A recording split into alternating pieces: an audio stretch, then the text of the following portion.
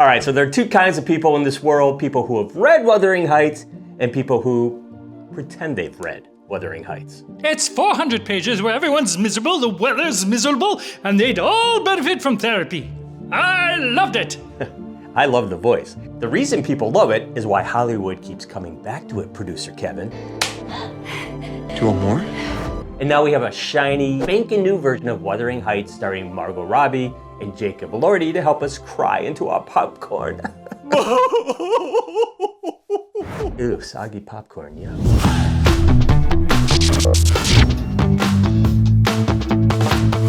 Welcome to Hollywood Popcast. This is the show that explores the hottest films and TV shows and the stars and rising stars that make them sizzle. That's hot. It's also the show that asks, is Wuthering Heights about true love or just Oscar bait with excellent cheekbones? I'm Josh, along with your cruise director back there, producer Kevin. The film, adapted from Emily Bronte's 1847 Gothic novel, tells the story of the tormented, and he is tormented, orphan Heathcliff, played by Elordi, and his love for Catherine, played by Robbie, and their intense bond across tragedy, revenge, social classes, and cruelty set upon the wild Yorkshire moors. Stay off the moors, boys, stay off the moors. Sorry, I had to throw in a little American Werewolf in London reference there. Beware the moon and stick to the road. Oops. Well, it sounds like Wuthering Heights is a Hallmark movie, if Hallmark actively punished happiness. Right? And if you'd like to not actively punish our happiness, go ahead and subscribe to our channel. You may not have the cheekbones, producer Kevin maybe does. But we do have the film trivia and the emotional stability you've come to crave. All right, so the project started out as a bidding war prior to production, with many rival studios wanting to acquire the picture. Warner Brothers won out in the end due to their commitment to a theatrical release for the film, and thus became Margot Robbie's first true collaboration as an actress with director Fennell. Margot previously produced Fennell's first two films, Promising Young Women in 2020 and Saltburn in 2023. Now, in case you were wondering, Margot Robbie didn't just wake up one day as the beautiful, famous Margot Robbie. Her early days included the Australian soap Neighbours and other small TV roles after moving to the US. Then the breakout flick, Harley Quinn, nice to meet ya. The Wolf of Wall Street. Instant attention, especially that scene that had Leo whimpering. But no touching. Robbie followed that with Focus and Z for Zachariah, The Big Short, Credibility, I, Tonya, Full Transformation, Once Upon a Time in Hollywood, Babylon, and yes, Barbie. Oh, was she Barbie? Yeah, Barbie. I am actually a fan. Womp, womp, womp, womp, womp. Bad dad joke. Let's go. This Wuthering Heights role isn't about proving anything anymore. It's about planting a flag in classic, prestige cinema on her terms. So casting Jacob Elordi as Heathcliff makes a lot of sense right now. You've seen the pivot, right?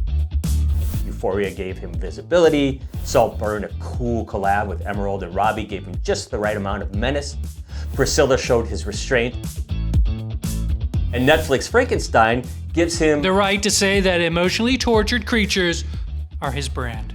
Yeah. Elordi and Robbie also previously starred together in Luca Guadagnino's short film Chanel No. 5, See You at 5, made for, of course, the Chanel No. 5 fragrance campaign, although they didn't actually share the screen together in that project. But while we at Hollywood Popcast think this casting is smart, it's not without controversy. So some fans have pushed back on him as Heathcliff, arguing that the character isn't white in the novel, especially after the 2011 Wuthering Heights cast actors of color in the role. But here's the thing, Emily Bronte is deliberately vague. Heathcliff is described as dark, pale, foreign, and other, sometimes all at once. His background is intentionally unresolved. And while Elordi is Australian, his family roots trace back to Spain's Basque region. And in fact, Elordi is a very popular last name in that region. So what do you think? Great casting choice, or not quite the diversity you feel is described for Heathcliff? Why don't you let us know in the comments? We'd love to hear. Well, if I had read the book, I would have something to say on the matter, but I don't. I You didn't. secretly read it, Kevin, we know. Well, let's take a look at some of the other performers who are in breakout mode. Alison Oliver plays Isabella Linton. The Irish actor broke out in Conversations with Friends and also appeared in Saltburn as Venetia Captain. She's been hovering right at the edge of big prestige roles. Hong Chow plays Nellie Dean. Hong was remarkable in The Whale alongside Brendan Fraser as Liz in Downsizing and Elsa in The Menu. Hong has a really remarkable past. Her parents fled Vietnam by boat in 1979 when her mom was 6 months pregnant with her. She was ultimately born in a Thai refugee camp before they were taken in by a sponsor family in New Orleans. Shazad Latif plays Edgar Linton, husband to Robbie's Catherine. Now you probably recognize him from the second best exotic Marigold Hotel as Kushal and from Star Trek Discovery as Ash Tyler. Super cool fact. Shazad was pictured as Lieutenant Ash Tyler on one of a set of 18 British commemorative postage stamps issued in 2020, celebrating the Star Trek television and film franchise. Others honored by this set include William Shatner, you've probably heard of him, Patrick Stewart, engaged, Idris Elba, whose accent I won't try to do, nor Tom Hardy's, but he was honored, and many more. He's really in great company in there. Hi, Stephen. This is Clem Fandango. Can you hear me? Can you hear me, Stephen? Yeah, I can hear you, Clem Fandango. Hi, Stephen. Yes. This is Clem Fandango. Yes.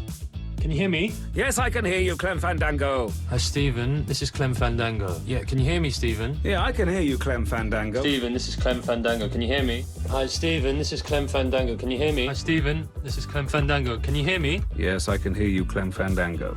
Hi, Stephen. This is Clem Fandango. Can you hear me? Hello, Stephen. This is Clem Fandango. Can you hear me? Here we go. Yes, I can hear you, Clem Fandango. Hi, Stephen. This is Clem H. Fandango. Can you hear me? Yeah, I can hear... Oh, did you just say Clem H. Fandango? So you've added an H to your name. You don't think you're enough of a prat already?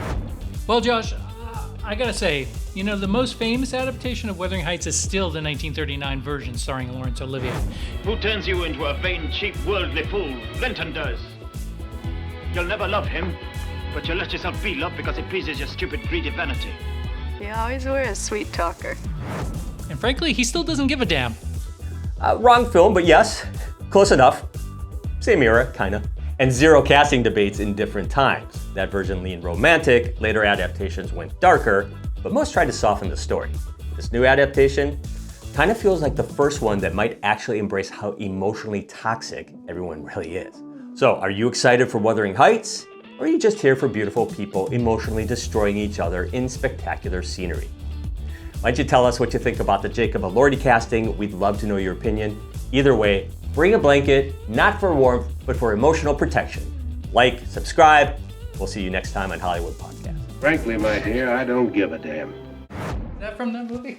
No, no, that would be Gone with the Wind, Clark Gable.